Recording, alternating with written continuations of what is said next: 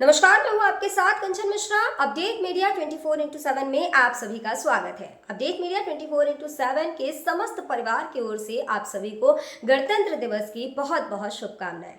यह दिन हमारे देश की स्वतंत्रता, समानता और भाईचारे का प्रतीक है। 26 जनवरी 1950 को हमारा संविधान लागू हुआ था, जिसने हमें लोकतंत्र में अपने अधिकारों और कर्तव्यों का बोध कराया। हमें गर्व है कि हमारे संविधान ने हर नागरिक को समानता, स्वतंत्रता और न्याय का अधिकार दिया है। यह दिन भारत के संविधान लागू होने की याद में मनाया जाता है। भारत का संविधान 26 जनवरी 1950 को लागू हुआ था। इस दिन दिल्ली के राजपथ पर परेड और झांकियां निकाली जाती हैं। भारत के राष्ट्रपति तिरंगा फहराते हैं और 21 तोपों की सलामी दी जाती है। आओ झुककर सलाम करें उन्हें जिनके हिस्से में ये मुकाम आता है। खुशनसीब होता है वो खून जो देश के काम आता है। ना पूछो जमाने से कि क्या हमारी कहानी है, हमारी पहचान तो बस इतनी है कि हम सब हिंदुस्तानी हैं। ना जियो धर्म के नाम पर, ना मरो धर्म के नाम पर, इंसानियत ही है धर्म वतन का, बस जियो वतन के नाम पर। एक बार फिर से आप सभी को अपडेट मीडिया 24x7 के समस्त परिवार की ओर से गणतंत्र दिवस की बहुत। भारत का गणतंत्र दिवस 26 जनवरी को क्यों मनाया जाता है?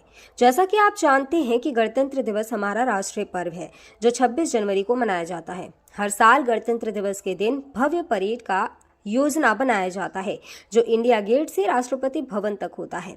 इस परेड के दौरान थल सेना, वायुसेना और नौसेना के जवान शामिल होते हैं। इस परेड के दौरान तीन सेनाओं के प्रमुख राष्ट्रपति को सलामी देते हैं। यही नहीं, इस दिन तीन सेनाएं आधुनिक हथियारों का प्रदर्शन भी करती हैं जो राष्ट्रीय शक्ति का प्रतीक है। लेकिन आप जानते हैं कि गणतंत्र दिवस 26 जनवरी को ही क्यों मनाया जाता है? दरअसल 1950 ईस्वी में मुझे भारत सरकार अधिनियम को हटाकर भारत का संविधान लागू किया गया था। संविधान को लागू करने के लिए 26 जनवरी का दिन इसलिए चुना गया क्योंकि साल 1929 में दिसंबर में लाहौर में भारतीय राष्ट्रीय कांग्रेस का अधिवेशन पंडित जवाहरलाल नेहरू की अध्यक्षता में हुआ था। इस अधिवेशन में प्रस्ताव पारित कर इस बात की घोषणा की गई कि यदि अंग्रेज सरकार द्वारा 26 जनवरी 1930 तक भारत को स्वतंत्र देश का दर्जा नहीं दिया गया तो भारत को पूर्ण रूप से स्वतंत्र देश घोषित कर दिया जाएगा। जब अंग्रेज सरकार ने कुछ नहीं किया तब कांग्रेस ने 26 जनवरी 1930 को भारत को पूर्ण स्वराज घोषित कर दिया। 26 जनवरी 1950 के दिन सुबह 10:18 पर भारत एक गणतंत्र बना। इसके 6 मिनट बाद 10:24 पे राजेंद्र प्रसाद ने भारत के पहले राष्ट्रपति के रूप में शपथ ली। इस दिन पहली बार बतौर राष्ट्रपति डॉक्टर राजेंद्र प्रसाद बग्घी पर बैठकर राष्ट्रपति भवन से निकले थे। इस दिन पहली बार भारतीय सैन्य बल की सलामी ली। पहली बार उन्हें गॉर्ड ऑफ स्वामित्व दिया गया था। गणतंत्र दिवस के दिन भारत में राष्ट्रीय अवकाश भी घोषित किया जाता है। यह हमारे देश के लिए बेहद ही खास पर्व है। साथ ही यह हमारे लिए बेहद ही गर्व का विषय है कि हमारे राष्ट्र को एक गणराज्य के रूप में स्थापित हुए 76 वर्ष पूरे हो चुके हैं। देश की संप्रभुता और एकीकरण को दर्शाने वाला यह त्योहार हर भारतीय के मन में देशभक्ति की भावना का संचार करता है। 26 जनवरी 1950 21 तोपों की सलामी के साथ तिरंगा फहराते हुए राष्ट्रपति डॉक्टर राजेंद्र प्रसाद ने स्वतंत्र भारत का स्वनिर्मित संविधान लागू किया। भारत के नए युग की शुरुआत के साक्षी देशवासियों सहित सी गोपालाचारी, जवाहरलाल नेहरू, सरदार पटेल जैसे गणमान्य बने।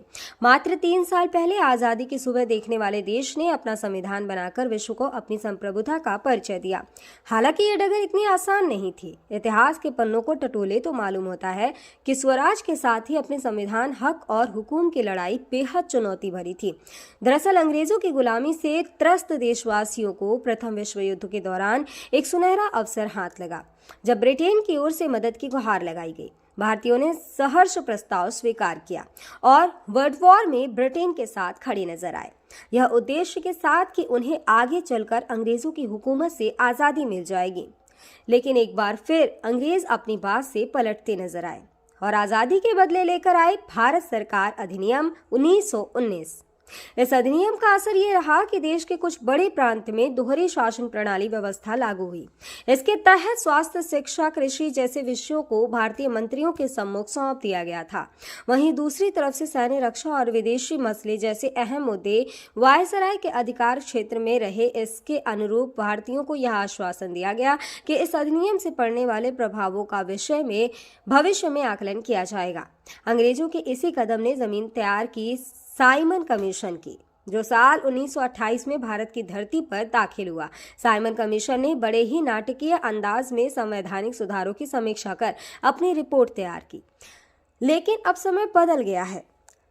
अब देशवासी अंग्रेजों के बहकावे में नहीं आने वाले थे, क्योंकि स्वराज के साथ साथ अपने संविधान की मांग भी धीरे धीरे देशवासियों के मन में परवान चढ़ने लगी थी। साइमन कमीशन रिपोर्ट के बाद देश भर में जमकर आंदोलन हुए। इसे शांत करने के लिए ब्रिटिश सरकार ने राउंड टेबल कॉन्फ्रेंस का आयोजन किया। हालांकि देश के सभी वर्ग के नेता इसमें शामिल नहीं थे, इसलिए ये एक असफल प्रयास सिद्ध हुआ। लेकिन जहां एक तरफ ब्रिटिश हुकूमत भारतीयों के इरादों को एक बार फिर भुलाने के जद्दोजहद में लगी थी, तो वहीं दूसरी तरफ देश के वीर सपूतों ने अपने संविधान का खाका तैयार भी कर लिया था। साल 1928 में मोतीलाल नेहरू सहित 8 कांग्रेस नेताओं ने एक संविधान का मसूदा तैयार किया, जिसकी नींव 1921 में भारतीय राष्ट्रीय कांग्रेस के कराची अधिवेशन में तय की गई थी। इस तरह स्वतंत्र भारत के संविधान की रूपरेखा सजने लगी थी। समय का पहिया आगे बढ़ता गया। फिर आया गवर्नमेंट ऑफ इंडिया एक्ट 1935, जिसे हमारे संविधान का संरचनात्मक आधार कहा जाता है। दूसरे शब्दों में कहें तो यह एक फाउंडेशन बन गया, जिसके ऊपर मौजूदा संविधान की भव्य इमारत खड़ी हो गई। एक्ट 1935 भारत के लिए आज़ादी की सुगबुगाहट के साथ आया, लेकिन आज़ादी की आहट के साथ मुस्लिम लीग और कांग्रेस के बीच मतभेदों की खाई गहरी होती जा रही थी। दोनों के बीच तल्खियां इतनी बढ़ चुकी थी कि बुनियादी मुद्दों पर भी समझौते की गूंज तक नहीं रही थी। हालांकि इन सभी विवादों से आगे बढ़ते हुए भारतीय नेता अपने लक्ष्य की ओर बढ़ रहे थे। दूसरे विश्व युद्ध के दौरान 1945 में सभी पार्टियों की सहमति से संविधान का प्रारूप तैयार कर लिया गया था, जिसे सार्वभौमिक वयस्क फ्रेंचाइजी स्वतंत्रता और समानता के साथ अल्पसंख्यकों के अधिकारों की रक्षा का विशेष ध्यान रखा गया था। इसके साथ ही भारत छोड़ो आंदोलन और आजाद हिंद फौज की निर्भीकता ने अंग्रेजों ने भारत में अनंत काल तक राज करने का सपना चूर चूर कर दिया था। जैसे जैसे भारतीय राष्ट्रीय आंदोलन जोर पकड़ता गया, ब्रिटिश हुकूमत पर संविधान निर्माण के लिए संविधान सभा के गठन का दबाव भी बढ़ता गया।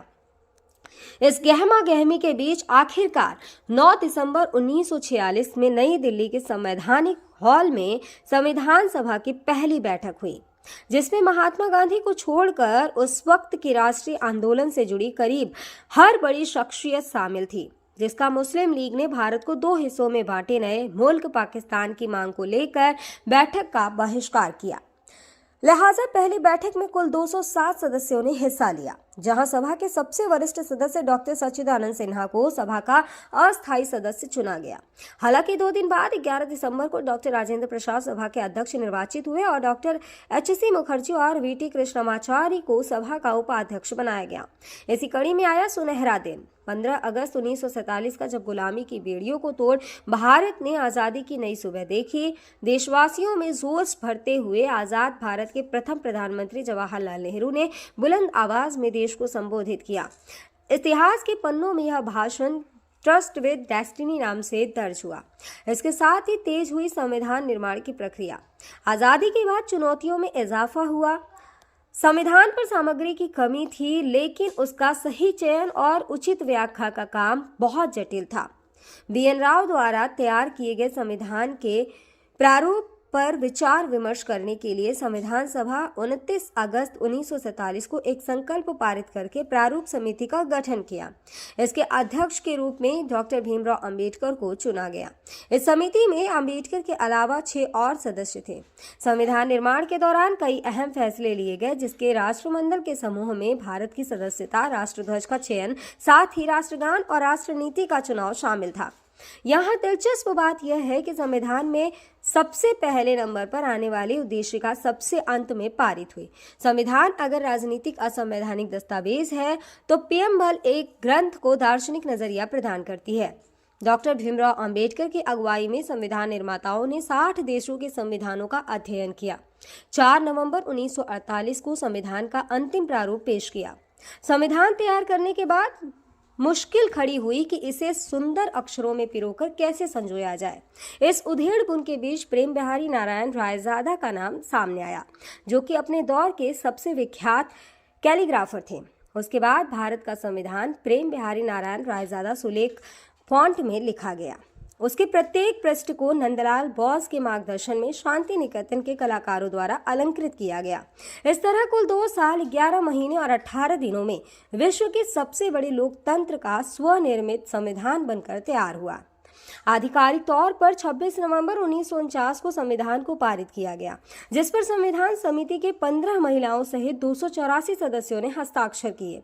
वहीं संविधान लागू करने के लिए 26 नवंबर को चुना गया, क्योंकि 26 जनवरी 1930 को भारतीय कांग्रेस के लाहौर अधिवेशन में पूर्ण स्वराज का प्रस्ताव रखा गया था। इतिहास में इसे प्रथम स्वतंत्रता दिवस के रूप में भी जाना जाता है। यही कारण है संविधान लागू करने के लिए भारत के प्रथम स्वतंत्रता दिवस यानी 26 जनवरी को चुना गया। 26 जनवरी 1950 दिल्ली की सर्दी को देशभक्ति मात दे रही थी, जब राजगोपालाचारी ने अपने शब्दों में भारत को संप्रभु लोकतांत्रिक गणतंत्र घोषित किया। इसके बाद डॉक्टर राजेंद्र प्रसाद को भारत के पहले राष्ट्रपति की शपथ दिलाई गई।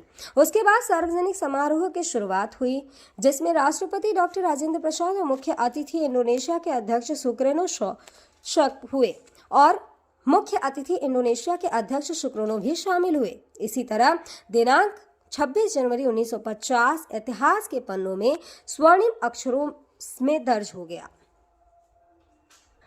ग्राम मीरपुर ब्लॉक सादाबाद जनपद हाथरस प्रधान नीलम देवी और प्रतिनिधि इंद्रेश सिंह की ओर से समस्त गांव वासियों, नगर वासियों और देशवासियों को गणतंत्र दिवस की बहुत बहुत शुभकामनाएं। और साथ ही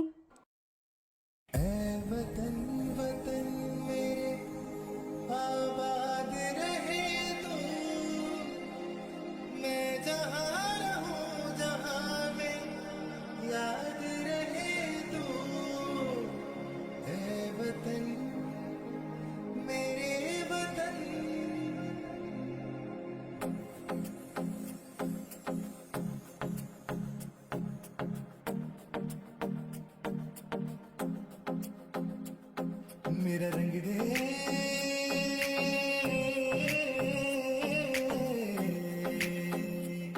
मेरा रंग दे बसंती चोला माए रंग दे, मेरा रंग दे बसंती चोला माए रंग दे, मेरा रंग दे बसंती चोला रंग दे।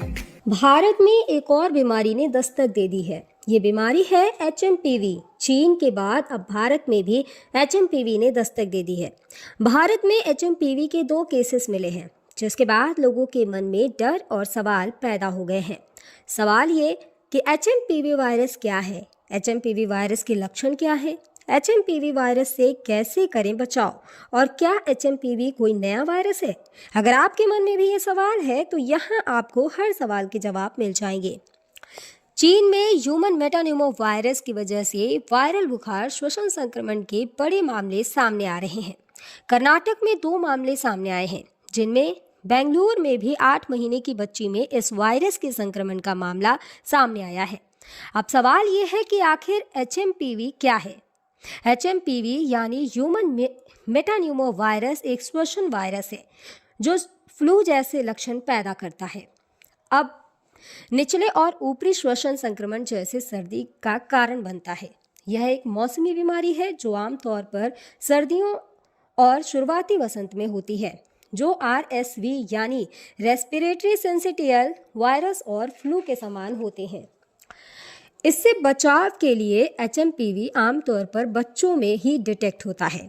सभी फ्लू सैंपल में से 0.7 फेज में HMPV होते हैं।